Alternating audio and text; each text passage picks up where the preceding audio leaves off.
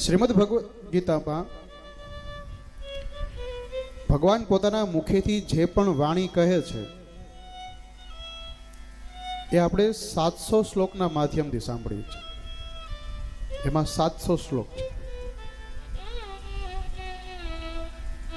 ભગવાન એમાં ઘણીવાર અર્જુનના નવા નવા નામથી એને બોલાવે પણ છે. ક્યારેક કુંતા પુત્ર કહે છે, ક્યારેક પૃથા સુતા કહે છે, ક્યારેક ધનંજય પણ કહે છે, ક્યારેક પાર્થ કહે છે.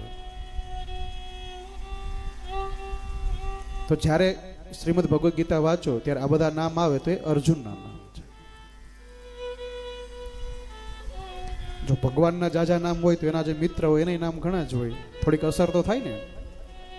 એના પણ ઘણા નામ છે.